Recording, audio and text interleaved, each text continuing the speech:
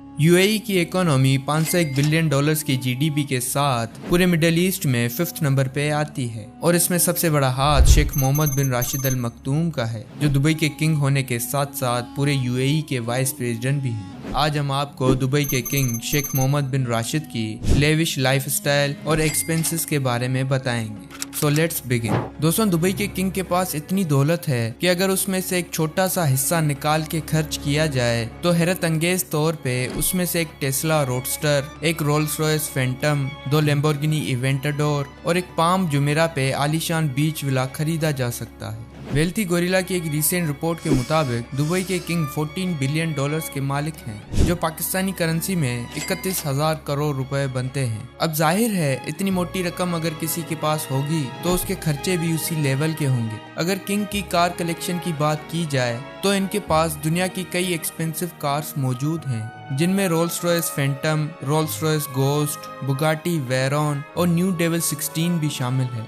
लेकिन अक्सर इनको मर्सिडीज G63 में ही देखा जाता है, जो शायद इनकी सबसे फेवरेट कार है। इनकी हर गाड़ी का नंबर प्लेट दुबई 1 है, जो दुबई का VIP नंबर कहलाता है और इसको दुबई के रूलर के अलावा कोई भी खरीद नहीं सकता। लेकिन हैरान कर देने वाली बात यह है कि सिर्फ इस नंबर प्लेट की प्राइस ही इनकी कार्स की प्राइस से ज्यादा है। जी हाँ, इनकी सबसे एक्सपेंसिव कार न्यू डेविल 16 की प्राइस $2.2 मिलियन है, जबकि दुबई नंबर 1 की प्राइस $14 मिलियन से स्टार्ट होती है, जो कि 300 करोड़ रुपए बनते हैं। और अगर कार से हटके बात की जाए तो किंग दुबई में ही वाक़े जबील पैलेस में रहते हैं। ये 150 एकड़ का आलीशान एरिया कई छोटे बड़े महलात से भरा हुआ है। इतना बड़ा एरिया और इसमें मौजूद कई महलात देखकर आपको भी यही लग रहा होगा कि शायद इनकी पूरी फैमिली यहीं रहती होगी, लेकिन ऐसा नहीं है। जबील पैलेस के बिल्कुल अपोजिट 100 एकड़ का एक और लश ग्रीन इनक्लोज्ड एरिया भी मौजूद है, जो सिर्फ इनके बेटे Dubai crown prince Sheikh Mohammed bin Al Rashid के लिए बनाया गया है। और इसके अलावा इनके पास पाम जुमेरा पे 2 प्राइवेट आइलैंड्स भी मौजूद हैं,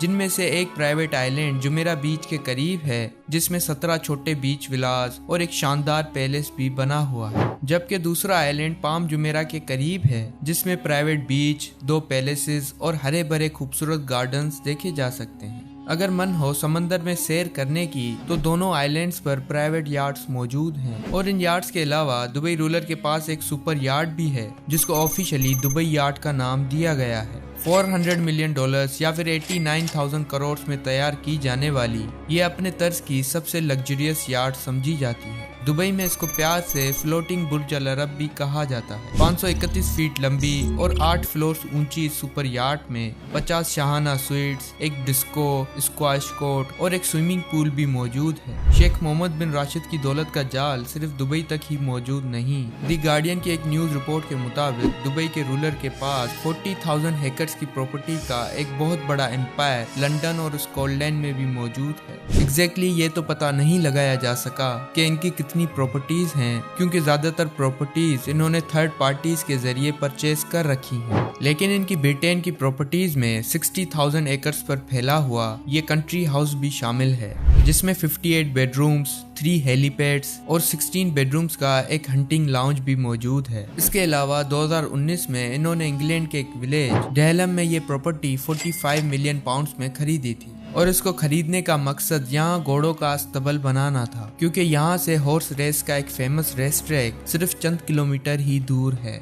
अब घोड़ों की बात निकली ही है तो जान ले कि दुबई के शेख को रेस के नस्ली घोड़ों का इतना शौक है कि दुनिया में जहाँ कहीं भी कोई अच्छा घोड़ा नीलाम हो रहा होता है तो वो मुंह मांगे पैसे देकर उसको खरीद लेते हैं। इसकी जीती जागती मिसाल ये घोड़ा है, जिसको येलिंग कोट कहा जाता है। इसको हाल ही में दुबई के रूलर ने $4.3 मिलियन में खरीदा है। इनको सिर्फ रेस में घोड़े दौड़ाने का ही शौक नहीं, बल्कि इन्होंने एक कंपनी भी बना रखी है जो दुनिया भर में कई हॉर्स रेसिंग ट्रैक्स को ऑपरेट करती हैं। लेकिन ये कोई अकेला बिजनेस नहीं है जो शेख मोहम्मद बिन राशिद के नाम हो। दुबई के लगभग सारे ही बिजनेस में कहीं ना कहीं आपको इनका नाम नजर आ ही जाएगा। एमिरेट्स एयरलाइन से लेकर रियल एस्टेट और कंस्ट्रक्शन कंपनीज जैसे अरबों डॉलर्स के बिजनेस का फायदा घूम फिर कर दुबई के रूलर को ही जाता है। वैसे तो जब एमिरेट्स एयरलाइन ही इनकी अपनी है तो इनको किसी प्राइवेट प्लेन की जरूरत नहीं।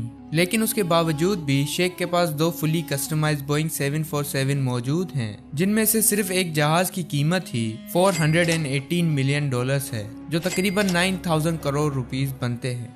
तो दोस्तों, अगर आपको एक दिन के लिए किंग मोहम्मद बिन राशिद बनाया जाए तो आप क्या क्या करेंगे?